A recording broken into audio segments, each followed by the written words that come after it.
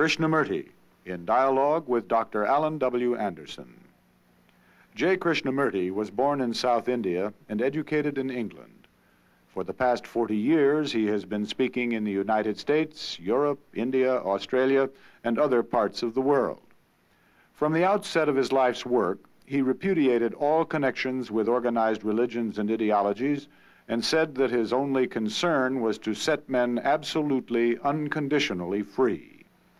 He is the author of many books, among them The Awakening of Intelligence, The Urgency of Change, Freedom from the Known, and The Flight of the Eagle. This is one of a series of dialogues between Krishnamurti and Dr. Alan W. Anderson, who is professor of religious studies at San Diego State University, where he teaches Indian and Chinese scriptures and the oracular tradition. Dr. Anderson, a published poet, received his degree from Columbia University and the Union Theological Seminary. He has been honored with a Distinguished Teaching Award from the California State Universities. Mr. Krishnamurti, in our last conversation, we were beginning to talk about consciousness and its relation to death in the context of living as a total movement. Yes. And we even touched on the word reincarnation toward the end when we had to draw our conversation to its conclusion. I do hope that we can begin to continue there. You see, one of the factors in death is the mind is so frightened. We are so frightened of that very word, and nobody talks about it.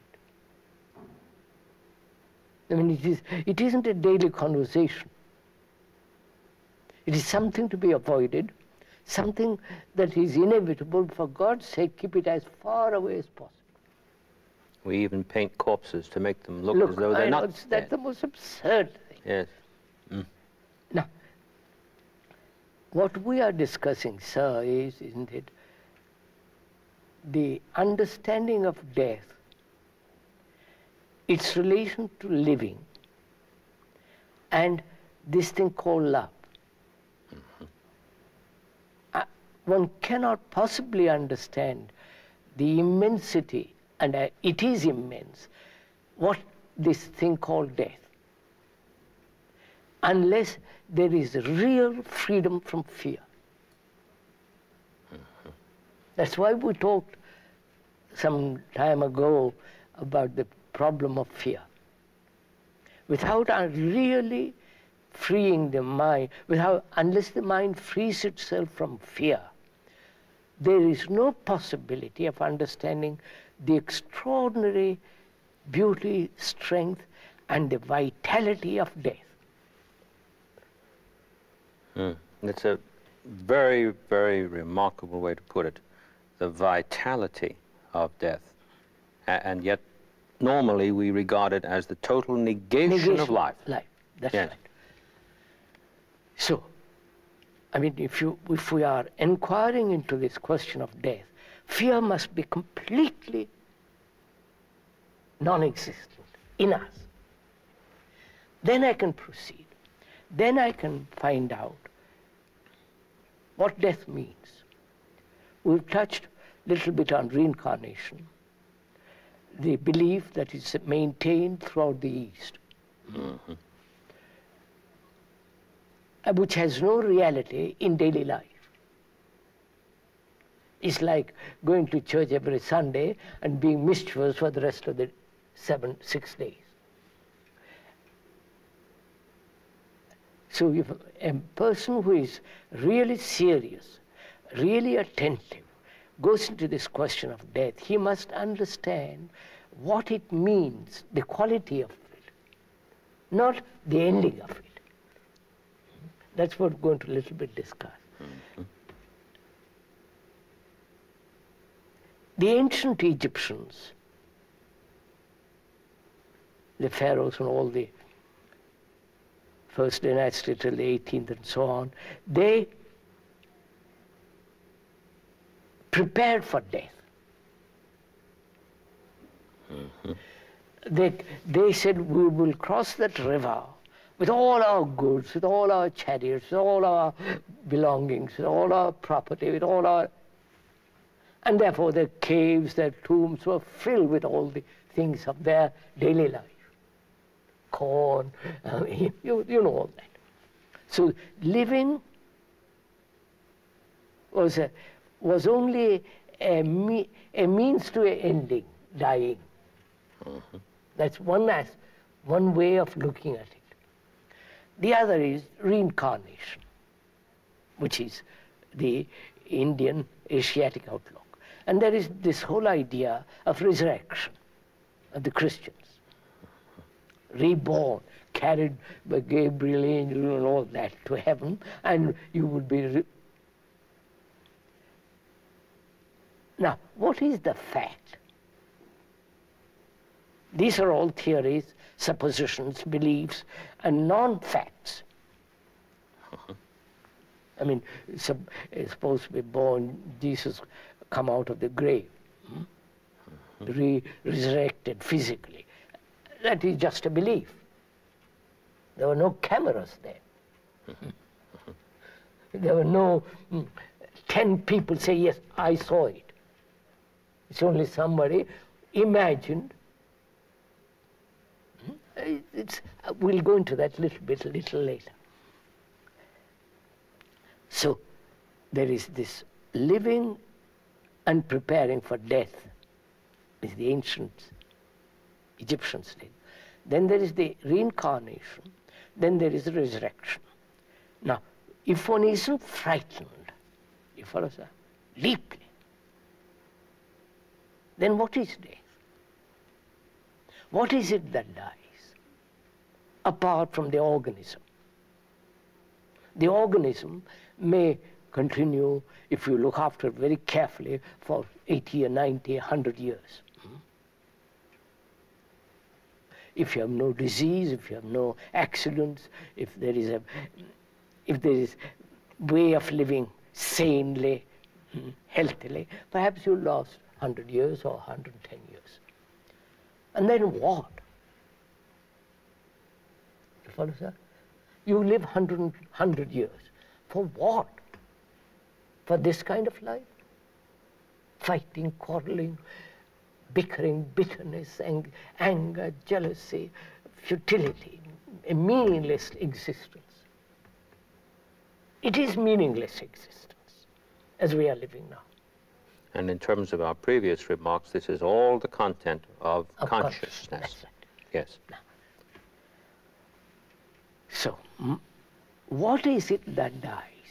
And what is it one is frightened of? You follow? What is it one is frightened of there? Losing the known, losing my wife, losing my house, losing all the things I've acquired, losing this content of consciousness.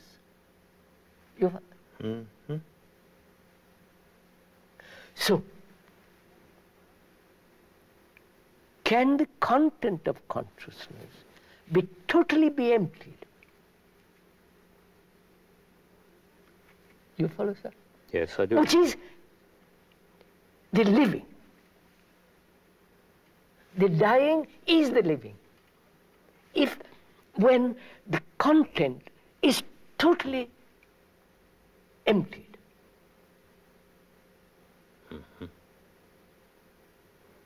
That means no attachment. It is not a brutal cutting off, but the understanding of attachment, the understanding of dependency, the understanding of acquisition, power, position, anxiety, all that. The emptying of that is the real death. And therefore, the emptying of consciousness means the consciousness which has created its own limitation by its content comes to an end. I wonder. Yes, Yes. Have I? Yes, you have. I was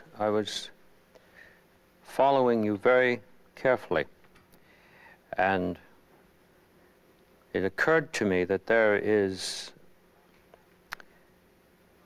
a radical relation between birth and death. Death. That the two, when they are looked upon as moments in a total cycle, are not grasped at the depth level that you're beginning to speak about. Yes, sir. Am I correct? That's correct. Good. Please do go on. So, death becomes a living when the content of consciousness, which makes its own frontier, its own limitation, comes to an end. Mm-hmm.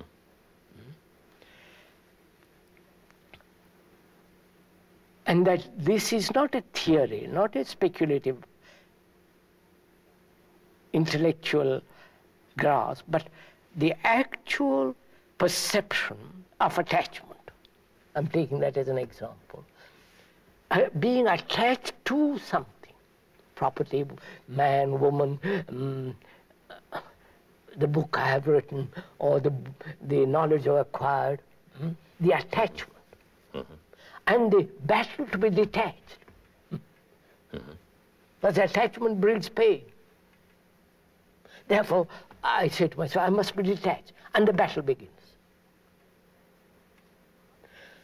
And the whole content of my consciousness is this, the battle which we described previously. Yes.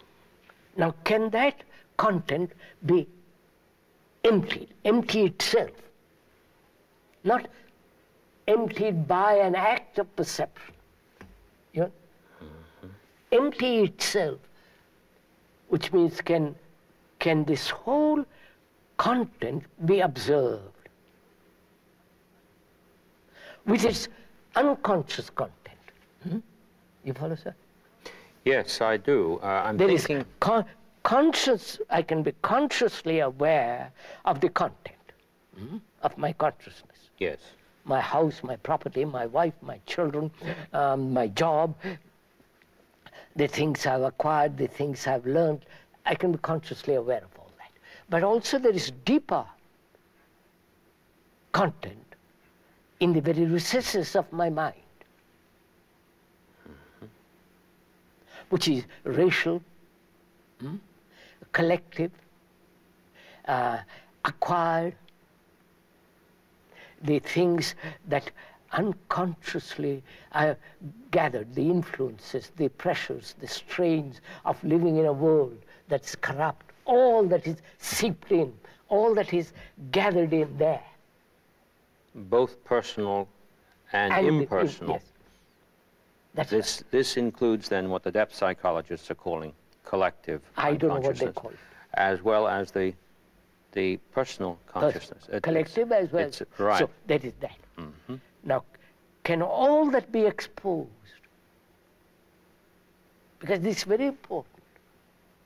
Because if I really want to go, if the mind really wants to understand and grasp the full meaning of death, the vastness of it, the great quality of a mind that says, yes, that's empty, it gives it tremendous vitality, energy.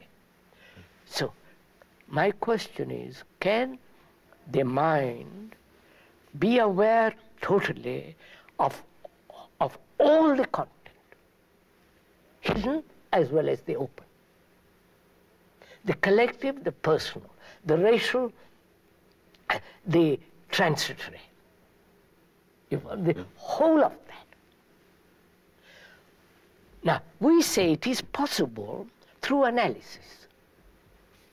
Mm-hmm. Yes, we do. I said analysis paralysis. Mm-hmm. Because every analysis must be perfect, complete. And you are frightened that it might not be complete. And if you have not completed it, you carry it over as a memory, which will then analyze the next incident. So each analysis brings its own incompleteness. Oh, certainly, yes. Therefore, it is a total paralysis. In following what you're saying, I'm very taken with what we usually regard as death, which has a very clear relationship to what you've said about the endless series of analytical acts. Yes, sir. We regard death as a terminus in terms of a line. Right. And because we think laterally. We think laterally, exactly. But what you're saying is, on the contrary, we must regard this vertically. Yes. And in the regarding of it vertically, we no longer see, please check me if I'm off here, we no longer see death as simply a moment of termination to a certain trajectory of repetition. But there is a total qualitative change here, which is not the cessation of something that we have to regret, as though we'd lost something valuable. Yes, I'm leaving my wife and Right. children. Right. And my property, my blasted blank account. You Yes, see, sir, yes. this is really, if one can go very deeply into this, there is this content, which is my consciousness. Acquired, inherited, imposed, influenced, propaganda, attachment, detachment, anxiety, fear, pleasure, all that. And also the hidden things. I'm asking myself, since analysis is really paralysis, not an intellectual supposition, but actually it is not a complete act. Analysis can never produce complete act. The very word analysis means to break up, you know, the breaking up. To loosen up. Loosen up, break it up. Therefore, I reject that totally. I won't analyze, because I see this, the stupidity, the paralytic process of it. Then what am I to do? You follow? Because that is the tradition. Introspective or paralysis, analysis by myself or by a professional, which is now the fashion, and so on, so on, so on.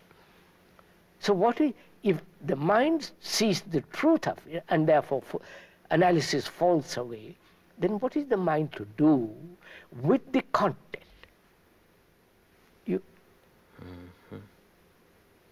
Yes, I do see that. We know what the content is. We don't have eternally describe. Now, what is it to do? It has to be emptied. Otherwise, it's mere continuity. No, there's no use analyzing what is already there, because that will not change what is there in any way, shape, or form. No. That seems to be very, very plain. Although we perhaps you would for a moment explain why we simply refuse to see that. We do believe that an analytical inquiry is ordered to a revelation. No, sir, we do believe you that. can see it in a minute. Analysis implies and the analyzer and the analyzed. Yes. The analyzer is the analyzed. Yes, we're back to the observer and observed world. I am analyzing my anger. Who is the analyzer? Part of the fragment, which is anger. So the analyzer pretends to be different from the analyzed. But when I see the truth that the analyzer is the analyzed, then the totally different action takes place. Then there is no conflict between the analyzer and the analyzed. There is instant action, a perception, which is the ending and going beyond the what is. The reason I asked Right. for the explanation was because of the concern raised earlier about knowledge. Yes. After all, the observer is knowledge. Yes. I was concerned that study in its proper form was not regarded in the context of our discussion as unprofitable as such. No, no. We don't mean that. We didn't even discuss it. Exactly. That's yes, fine. so obvious. Yes, do go ahead. Well, yes, it is obvious in terms of our discussion, but the thing that concerns me is that so ingrained is the notion that, for instance, in the story I told about when I came to hear you years ago, I began doing analysis while I was listening to your words, and consequently, I could hardly end up with anything qualitatively differently from what I came in with. But you see, I didn't see that at the time. No. And in our videotaping, our conversations here, this will be listened to, and when we say, yes, about knowledge, this is obvious, in the context of our conversation it is. But then I'm thinking not only in the context of our conversation, it is as such. His life is that. Exactly, exactly. I couldn't agree. But immediately I flashed back to my own behavior. And I know that I was not alone in that, because I listened to other conversations regarding it at the time. But yes, I see what you mean now about analysis as such. It seems to me very clear. The analyzer and the analyzed. Precisely. The analyzer is the analyzed. And also analysis implies time, duration. I must take time to unearth, to uncover, and it take me the rest of my life. This is a confusion we have about death, too, death's relation to time. That's right. I'm coming to that. Yes, of course, yes. Please do, please. Yes. So, the mind perceiving discards analysis completely. Not because it's not profitable, not because it doesn't get me what I want, but I see the impossibility of emptying the consciousness of its content if the mind approaches through that channel. Analyzer, time, and the utter futility at the end of 40 years. I'm still analyzing. And the content of my consciousness has not qualitatively changed. Changed at all. No, it's become intensified in its corruption. That's right. Yes. So, but the mind must see its content, must be totally aware of it, not fragments of it. How is that to be done? You follow, sir? Yes, I do. Because it's very important in relation to death. Because content of my consciousness is consciousness. That consciousness is me, my ego, my saying I and you, we and they. Whether they the communist, they the Catholic, they the Protestant or the Hindu, they and we. So it is very important to find out that it's possible to empty consciousness of its content, which means the dying to the me. You follow? Yes, I do. Because that is the me.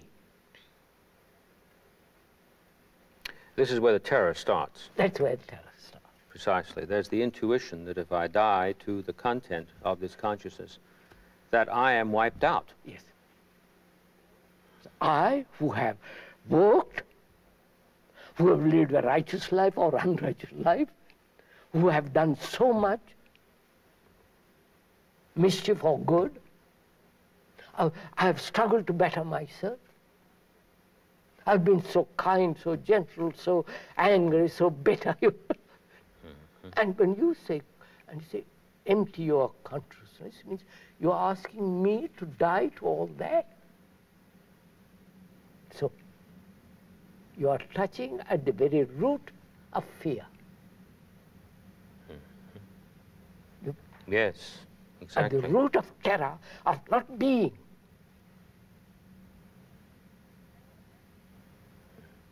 And, yes, that's it, sir. And I want to immortalize that me. Yes. I do it through books, writing a book and say, famous book. Or I paint.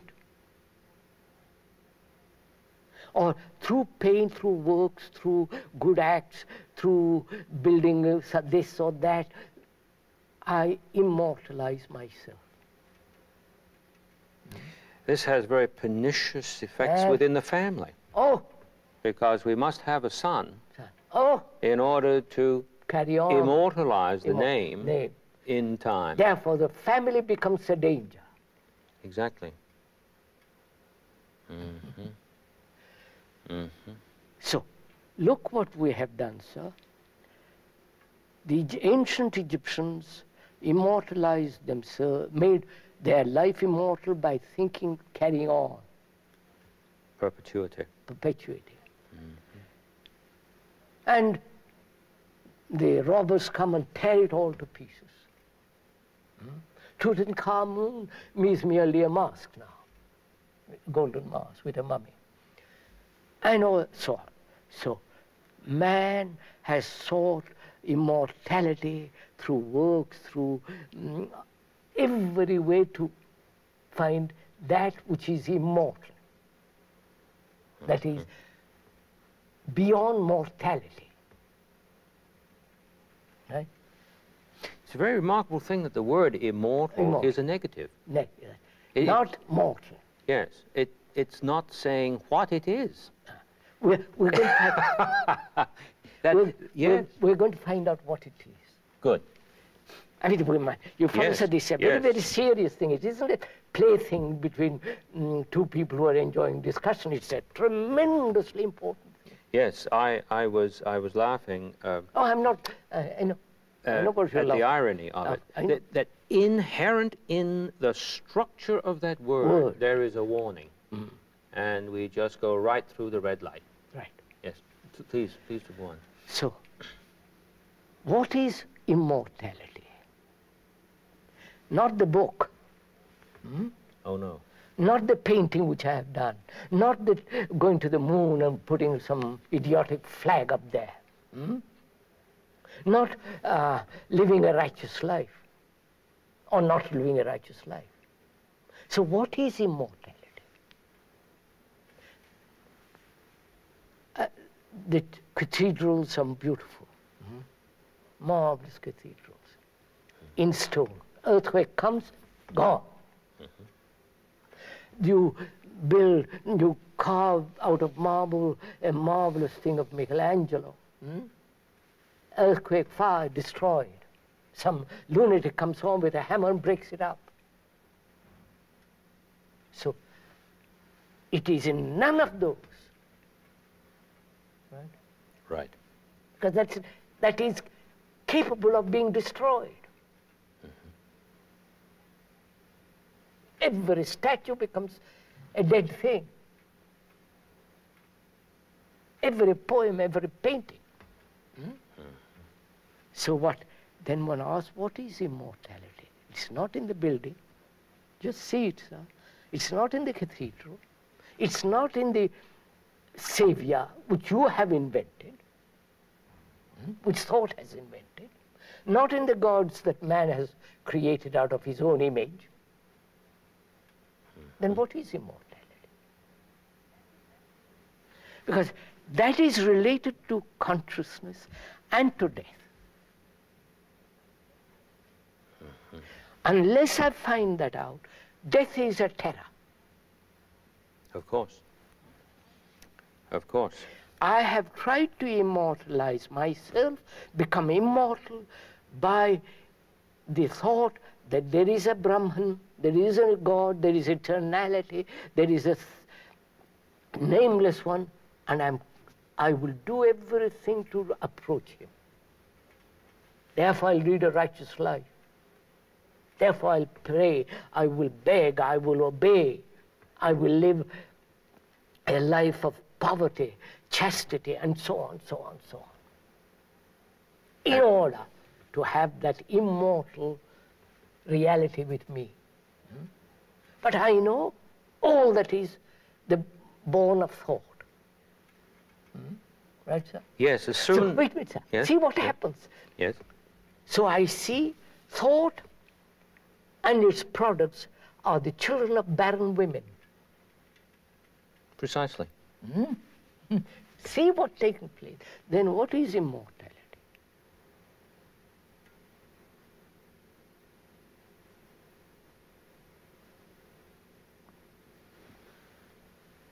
The beauty in the church, not I built the church, the beauty in the cathedral, the beauty in the poem, the beauty in the sculpture, the beauty, not the object of beauty. The beauty itself. That is immortal. And I cannot grasp that, mind cannot grasp it, because beauty is not in the field of consciousness.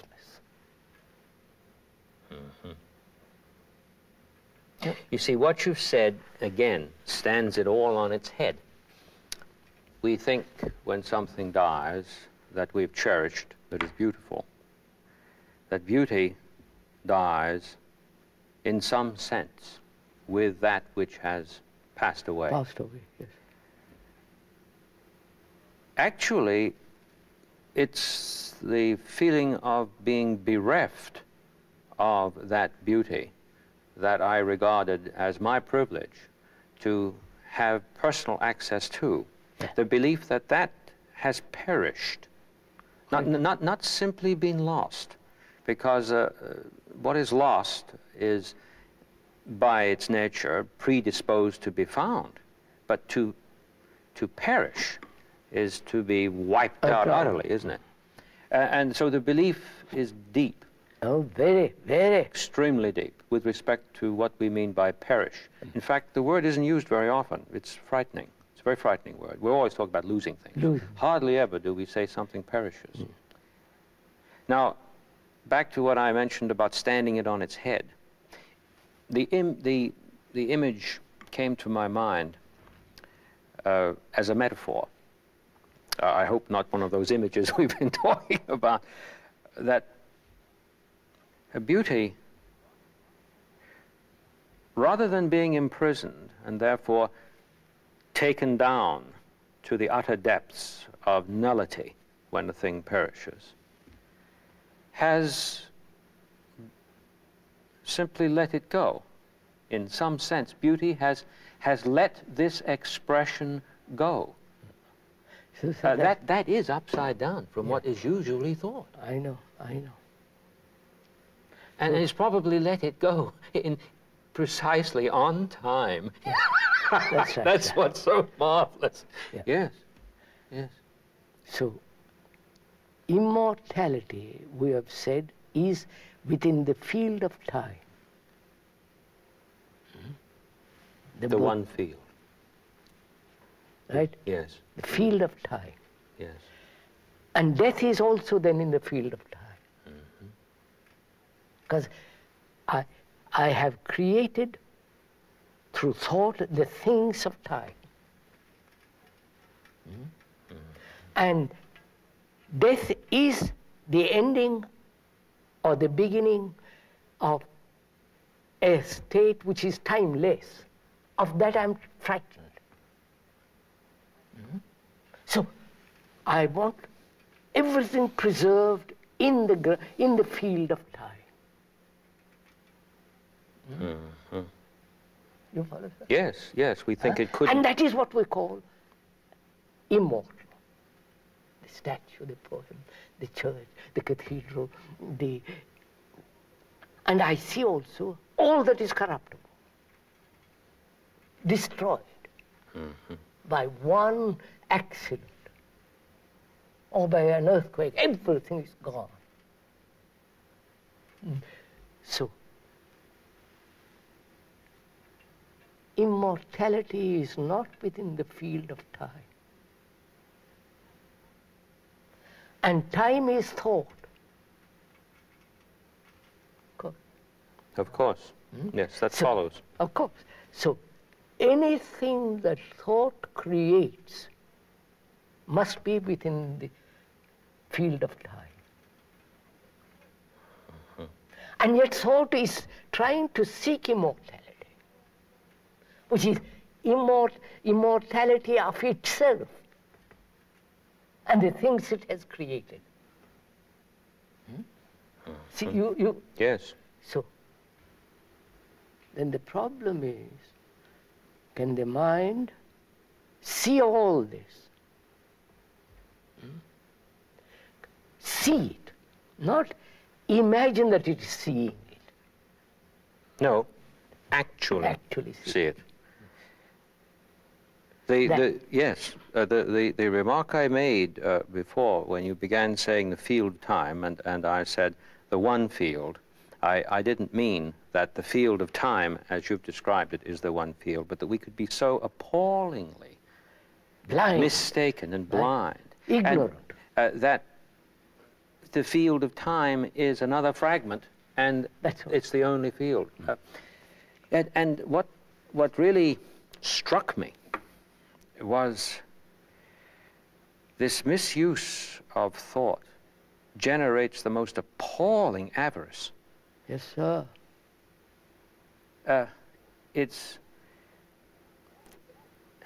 I'm walling myself up in stone. Yes, please. So,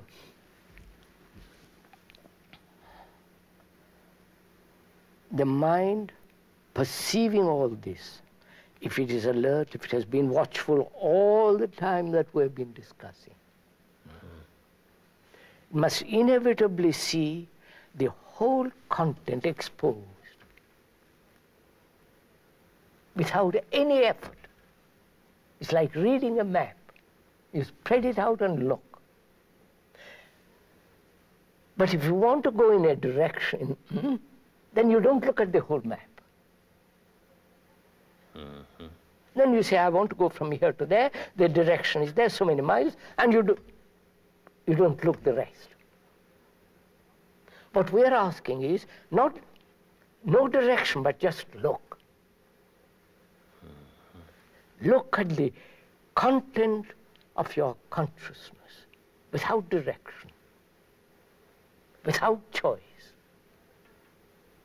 Be aware of it without any exertion of discernment. Be choicelessly aware of this extraordinary map. Then that choiceless awareness gives you the tremendous energy to go beyond it. But you need energy to go beyond it. This leads me to the notion of reincarnation that we began to touch on a little earlier. That I see the demonic root in that. Yes, sir. You see, reincarnate next life. Nobody says incarnate now. Yes, exactly. You follow, sir? Yes, I do. You can only incarnate now when you die to the content. And there is... You can be reborn, regenerated totally if you die to the content. Yes. Yes, yes. And there is a terrible truth on the dark side, the demonic side, to this doctrine of reincarnation, because if that content of consciousness is not emptied out, then it must prevail. So what happens? Then it really does, yes. It prevails. So what happens? I do not know, as a human being, how to empty this thing. I'm not even interested. I'm only frightened. Only scared to death. Scared to death. And I preserve something, and I die, I'm burnt or buried underground. The content goes on. As we said, the content of me is your content also. It's not so very different. No. Yeah. Slightly modified, slightly exaggerated, given certain tendencies which depend on your conditioning of environment, so on, so on. But it is essentially same consciousness. Unless a human being empties that consciousness goes on like a river. Collecting, accumulating, all that's going on. And out of that river comes the expression or the manifestation of the one that is lost. When the mediums, seances, all those, say your brother, your uncle, your wife is here, what has happened is they have manifested themselves out of that stream, which is the continuous consciousness of struggle, pain, unhappiness, all that. And a man who has observed and has looked at the consciousness and empties it, he doesn't belong to that stream at all. Then he is living each moment anew. Because he is dying each moment. You understand? Oh, yes, I do. Yes, I do. There is no accumulation of the me which has to be expressed. He's dying. Every minute, living every minute and dying every minute. And therefore in that there is, what shall I say, there is no content. You follow, sir? It is like a tremendous energy in action. This gives a totally different understanding of what we mean by the phrase, in the afterlife.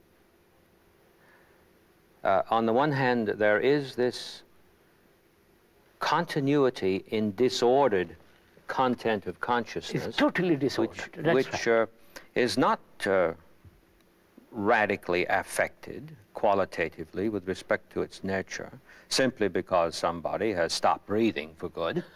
No, it's on its way. On its way. And therefore, the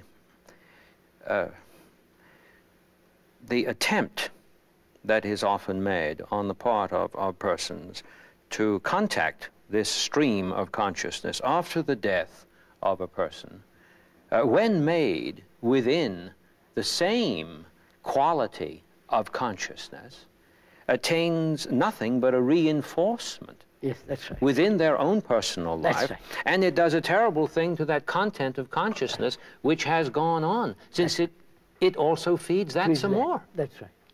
Like yes, I do see that. A person came to see me, and his wife was dead. And he really thought he loved her. So he said, I must see my wife again. Can you help me? I said, which wife do you want to see? The one that cooked? The one that bore the children? The one that gave you sex? The one that quarreled with you? The one that dominated you, frightened you? He said, I don't want to meet any of those. I want to meet the good of her.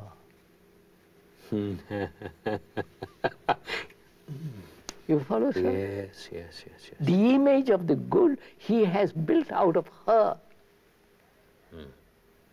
None of the ugly things, or what he considered ugly things, but the idea of the good which he had culled out of her, and that is the image he wants to meet. I said, don't be infantile.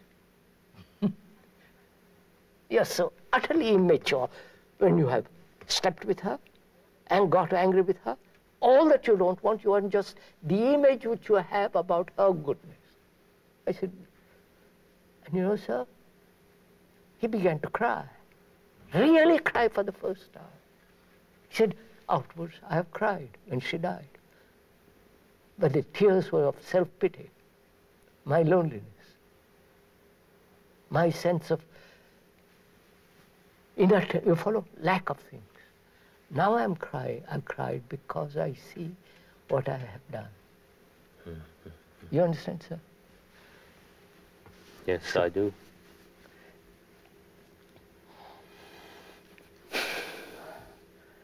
So, to understand death, there must be no fear. The fear exists and the terror of it exists only when the content is not understood. And the content is the me. And the me is the chair. You follow, sir? Oh, yes. The thing I am attached to. It is so stupid. And I'm frightened of that. The bank account, the family, you follow? Oh, yes. Yes, I do. So, unless one is really deeply serious in this matter, you can't incarnate now in the deep sense of that word. And therefore, immortality is in the book, in the statue, in the cathedral, in the things I've put together, by thought. That's all field of time. Right. It just occurred to me what a terrible thing we've been doing so often over and over again to Plato by this perennial attempt at academic analysis of the text, when he plainly said that the business of the philosopher, by which he didn't mean the analyzer in this mad way that we have been observing it goes on, the business of the philosopher, namely the one who is concerned with Wisdom. a radical change and rebirth, Yes, which he associates with wisdom. The business of the philosopher is to practice dying. To practice dying. Not to practice, be, yes, I don't think he meant routine, repetition of die.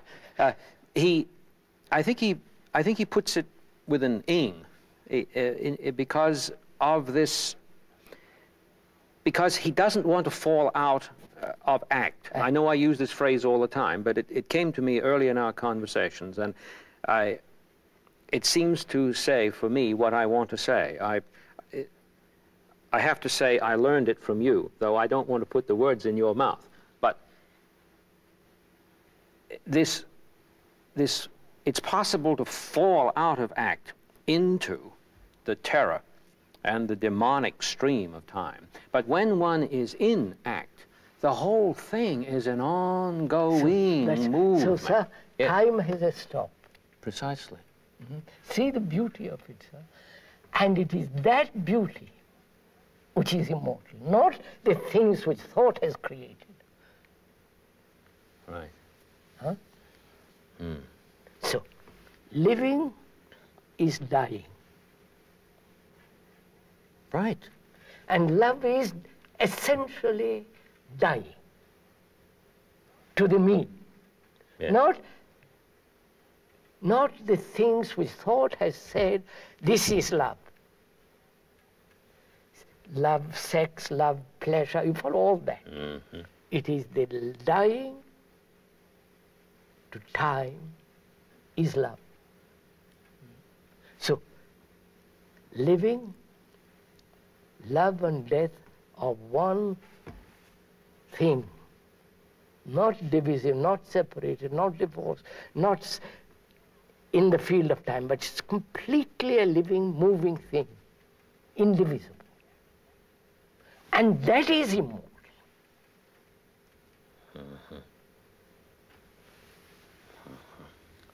So, now, most of us are educated wrongly. How true that is. From childhood, we are never taught to be serious. From childhood, we are taught the cultivation of thought. Cultivation of thought and the expression and the marvels of thought. All our philosophies, books, everything is based on that. And when you say die to all that, you really awaken the terror of not knowing. This gives me security in knowing. Then knowledge becomes the field of my safety. And you ask me, give all that up, die to all that. I say, you're insane. How can I die to that? That's part of me. There's a very, very beautiful Zen saying that seems to relate to this when it's understood correctly. Speaks of jumping off the cliff with hands free. Jumping off the cliff with hands free.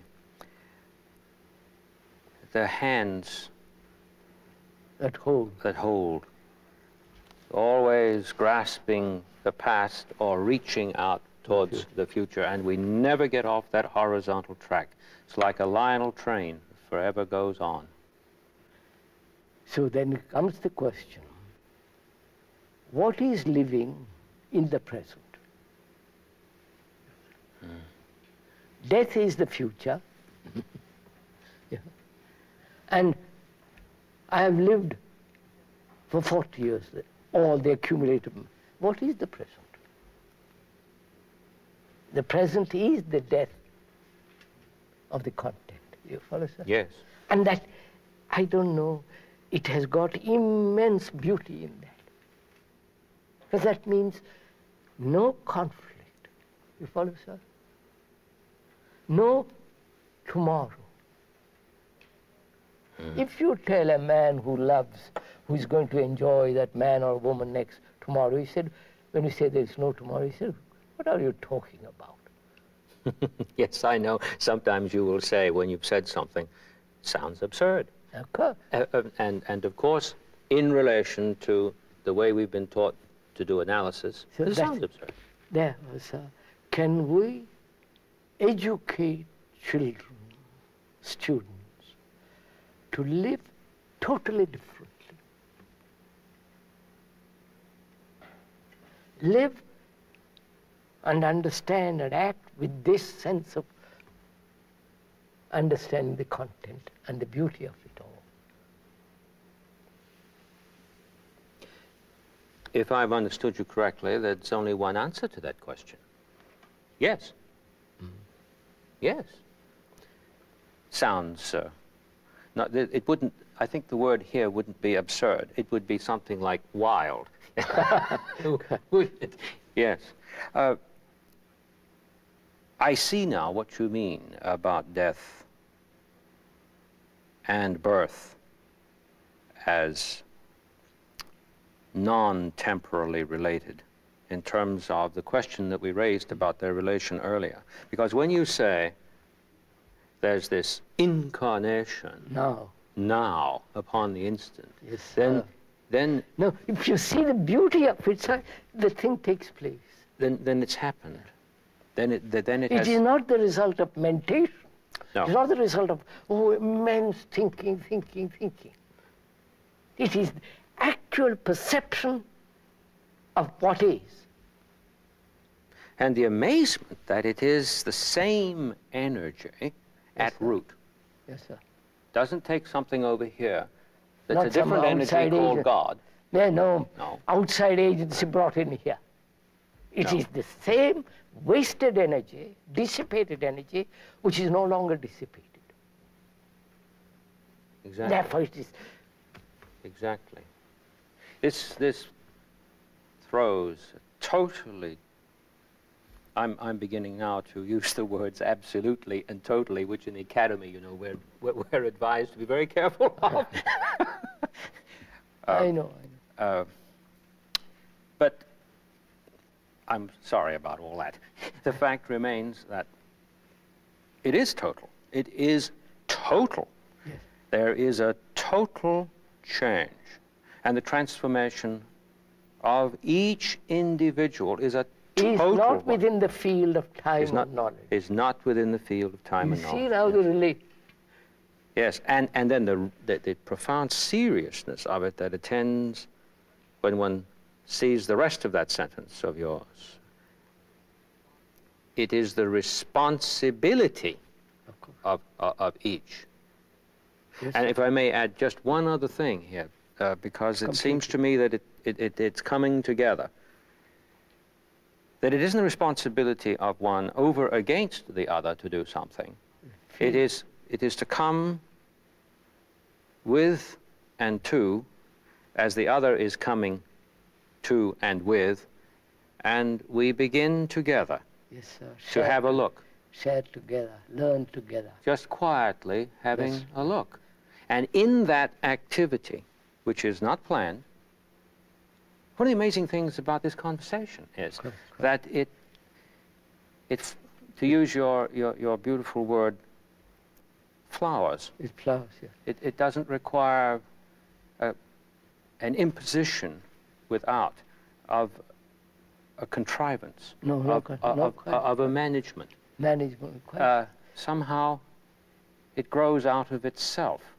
It's this thing of growing out of itself that relates to this thing that you've been talking about in consciousness. By pointing to the head, I don't mean consciousness up here. No, but it's the out of itself that it all, it's like that water that turns in on itself. But it remains water. It remains water, exactly. Oh, this has been a wonderful revelation. The whole thing about death, living, and love. I do hope when we have our next conversation that we could begin to pursue this in relation to education even further. Further, yes, sir.